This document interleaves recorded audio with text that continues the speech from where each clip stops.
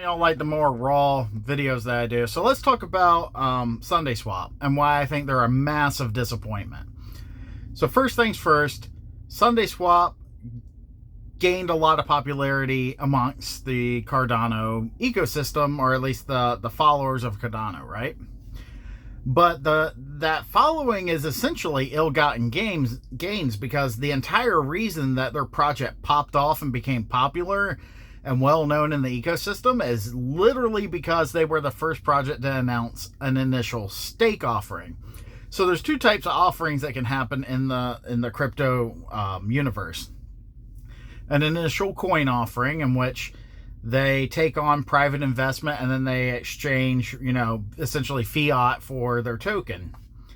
And then there's an initial stake offering, which means you delegate your Cardano or ADA tokens to their pool. They take 100% of your rewards, which, is meh, whatever. They take 100% of your ADA rewards, but then they give you SundaeSwap tokens. Kind of a meh deal, but fair.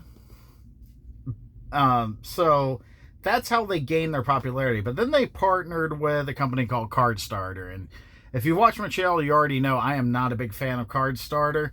I'm not a big fan of how they operate at all. I feel like it's kind of a leftover from the stock market days, Wall Street or whatever, where in shady backroom deals, they offer the ultra wealthy an additional benefit for just being wealthy by allowing them to purchase before stuff goes public. But they're even shadier than that because you also have to purchase their Ethereum card tokens in order to have a chance to purchase Cardano assets. Anyhow, it does not matter. The reason I'm disappointed with SundaeSwap is threefold. First, they gained their popularity kind of through ill-gotten gains because now it's come out that their initial stake offering, out of the 13% of coins still remaining for like public investment, out of that 13%, only 5% of it is set aside for the initial stake offering. And they still intend to take 100% of your ADA rewards, which can be a substantial amount of money when you have millions of Cardano staked to a pool. Just conservatively, I'm going to say upwards of $5,000 to $10,000 a week at current prices. Not to mention that's also kind of, at the same time, kneecapping the wealth growth potential of people who are staked on that network, but they were being exchanged SundaeSwap tokens.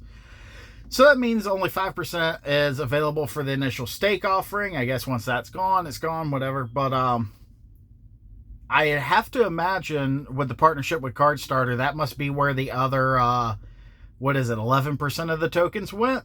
Either that or it's just being sold directly to wealthy investors. Either way, there's a strong likelihood that when it becomes publicly available, the token will dump, and it will dump hard, and it will take a long time to recover.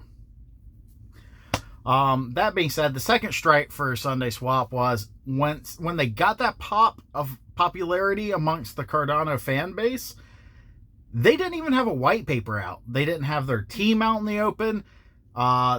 Literally the project was a website and that's it. Nothing else to it at all.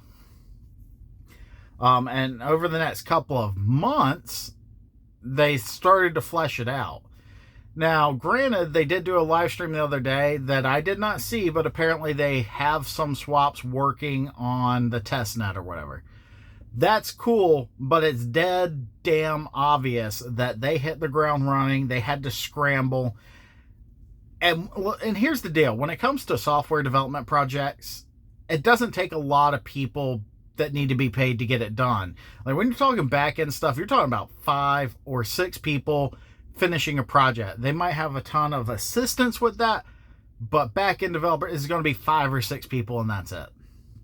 So for them to have literally taken in millions upon millions of dollars gets me a little nervous about them cutting and running. But as long as they see a super wealthy future, I don't see them doing that. But if they don't get the type of traction they need, I would say that, yeah, it's probably not going to be good.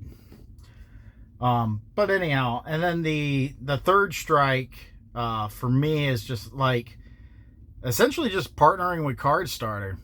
I'm not down with the handing wealthy more advantages, particularly since, you know, like I said, it's not going to take a whole lot of people to do a back end. There's no reason that they should be doing an ICO or selling privately. They, you know, if you're going to sell privately, then when the initial stake offering comes out, you allow people to make 100% of their rewards, plus you give them SundaeSwap on an airdrop every week. But I digress. Yeah, SundaeSwap's been kind of a disappointment for me. I don't think I'll be using it. I'm looking at Ray Network. I'm looking at Meld and 8X or CardX, etc. So that's where I'll be doing my swaps. Just kind of spitballing, giving my opinion. But yeah, not a huge fan of SundaeSwap at all.